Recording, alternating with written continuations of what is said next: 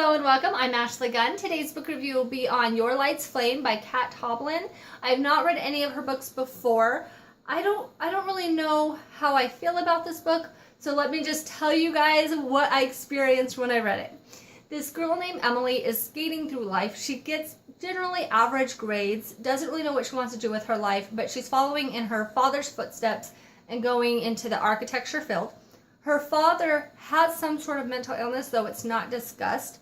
It talks about him actually having to be institutionalized. Emily's parents are divorced. In the book, it discusses her father accusing her mother of affairs and being very suspicious. My point is that the father's mental illnesses are a focus in this book. The reason this becomes important is because Emily, the main character of the book, seems to have something going on. She's very chaotic, sometimes has a hard time remembering to eat, sleep. I can't say that she's always using common sense.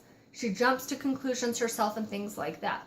Because of the fact they discussed her father's mental illness and the way that they discuss her going to therapy before and how difficult she's having of a time handling some situations, I expected Kat, the author, to put Emily in therapy at some point, to get her help at some point, and that never happens. For some reason, that rubbed me the wrong way. When you read the book, if you read the book, you'll see how chaotic Emily's brain is, and so it feels like she should have probably gotten help. The premise of the book is that Emily's in college and she has a crush on her TA.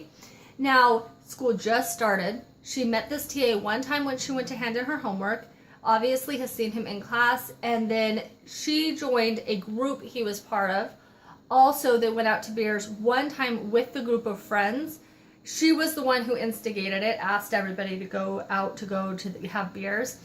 And after they have beers, they decide to walk home. And it even seems like Emily realizes Adrian's not completely comfortable.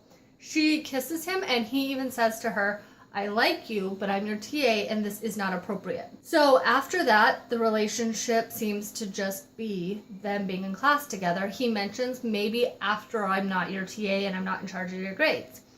During the school year, he gets accused of inappropriate relationships with a girl named Katie. And so Emily gets involved trying to help him. When that happens, she does figure out that it was just Katie's ex-boyfriend, it was jealousy.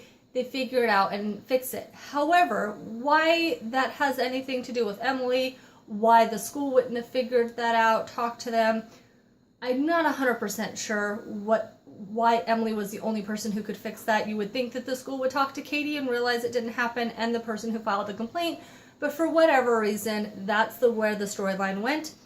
And then after that, they go on winter break. They're no longer a student-teacher. And she wrote Adrian a letter saying how she was falling in love with him. Adrian comes back. They go on a first date, and on the first date, after the date part, but before they start sleeping together, she mentions the fact that she loves him and he says that he loves her, and now they're in love. To me, I didn't get how they went from one date and these random little meetings to in love with each other, but that just might be the way I think. My only other thought is that maybe this book is written for a lot younger of an audience, because the sex scene is written so that it's not very graphic at all, and there's nothing else other than a kiss that happens through the book. So it's possible that the reason I don't understand the thought process that happens through this book is because it's not meant for adults. If an adult's in that situation, which in my opinion, college students are adults, if I was in that situation, I wouldn't be thinking the way Emily does. So maybe if you take this book and you gear it towards younger people, they may not see the difference in mentality between the character and what real life would actually be like. Anyways, I hope you understand, and what I'm trying to say is that maybe it's the way I think, the way I approach things that make this book hard for me to connect with. If you have any questions or comments, go ahead and leave that down below. If you know of a book that Kat has written that you think I would enjoy, go ahead and recommend that to me. I'm not opposed to trying something else. It's just that I'm not in a hurry myself to read another one of her books without a recommendation. I understand that sometimes authors write 20 different books and they're for 20 different personalities. So this one just wasn't for my personality. If you like this review, go ahead and like it. And if you want my reviews every week, subscribe. Thank you all for joining me, and I will see you again soon.